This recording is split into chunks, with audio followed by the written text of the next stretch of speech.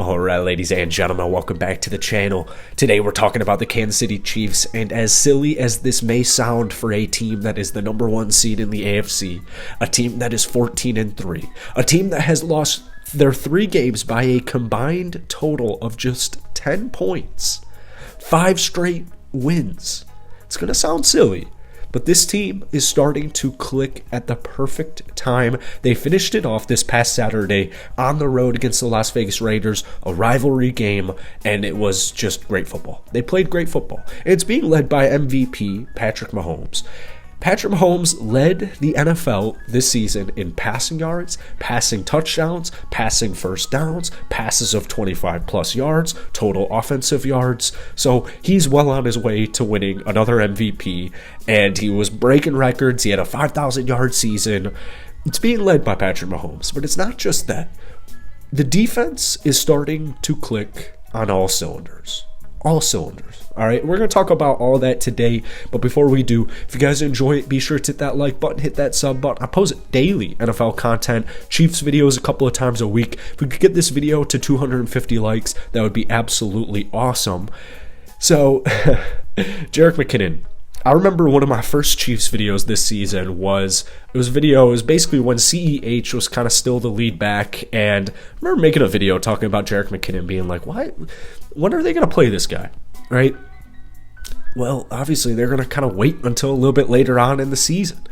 And Jerick has done a phenomenal job. He was the AFC Offensive Player of the Month for December and January this past year. He's 30 years old, but in those 2 months, it was 6 games, he led the NFL with 9 total touchdowns, recording a receiving touchdown in every single game.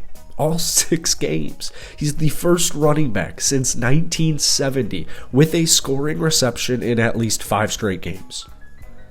So he had 9 touchdown catches on the year, and that beat out Aaron Jones, Austin Eckler, CMC. They all had just 5 on the season. And Jerick is joined by Pacheco and maybe Ronald Jones. We saw Ronald Jones get 10 carries this past week. He only had 17 on the season, though, so I'm not holding my breath on that one. But don't forget about Pacheco. You know, to me, McKinnon, obviously more of a receiving back right now. He did have 72 attempts on the season, averaging over 4 yards per carry. But Isaiah, on the year, the rookie, the 7th-round pick out of Rutgers, he had 830 yards on the season. And keep in mind, he wasn't the starter for a good portion until CEH went down. Isaiah was not the starter.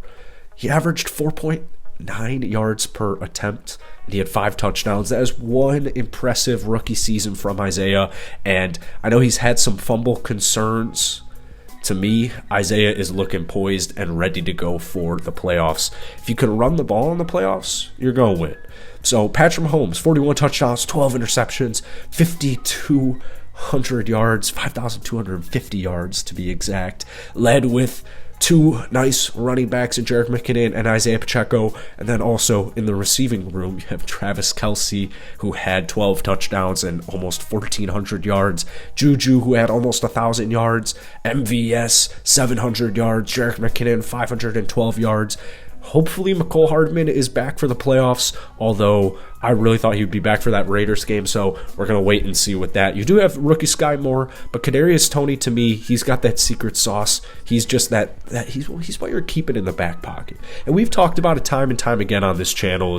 Kadarius Toney is a guy, whether he was on the Giants or now he's on Kansas City, he's a guy where statistics just simply aren't going to do him justice. We could sit here and be like, all right, played 7 games for Kansas City, had 14 catches, almost 200 yards, 2 touchdowns. That just doesn't do him any justice. He had 5 carries, 60 yards, and a touchdown. That doesn't do him justice.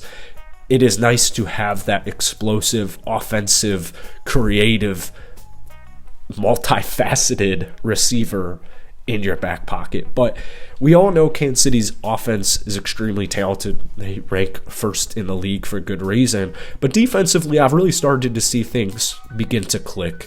And it begins with pass pressure. Now, they gave up 10 points to Seattle, 24 to Denver, 13 to Las Vegas. I'm just liking what I'm seeing right now. Chris Jones is an absolute beast. He's coming off a great game against the Las Vegas Raiders, 2.5 sacks, 6 hits. But that game against Las Vegas, I really saw this Chiefs offense. I feel like everybody was kind of clicking. And Justin Reid had this to say: this is the time of year that you want to get hot. There were a lot of new faces coming into this defensive system. Like I said at the beginning of the year, the playbook was deep, and really the best way to get experience is just through reps. So our young guys have been getting a lot of reps under their belts. Like I said earlier, they're no longer rookies, they're first-year players. So yeah, a lot of these young cats are going to have to step up. In fact, the defense in general is going to have to step up. To me, we know this offense can put points on the board, but can they get stops when they need to get stops? Well, that's their defensive philosophy, and we see it time and time again with Steve's defensive planning. It might start off a little bit shaky. As Justin Reid alluded to, it's a deep playbook. It can get a little confusing, especially for these younger players. A lot of new names on this Chiefs defense. But bend don't break. What have they been doing in the last month or so? They've been stopping teams in the red zone. They've been stopping third and downs, forcing quarterbacks to be the hero, forcing third and uncomfortables. We saw it against Las Vegas. And defensively, they finished 11th in the league in yards allowed and second in sacks at 55, being led by Chris Jones. George Karlaftis, he's really come alive in the last several weeks, last even 2 months. So I know this defense has had some iffy moments. I know they've had their fair share of games where it's just not pretty on the defensive side, but really liking what I'm seeing from them. This past week, I know they've got this bye this upcoming weekend. It's currently Thursday at the time of this recording, but they allowed the Raiders to under 300 yards, just 1 touchdown, despite 3 trips inside the red zone.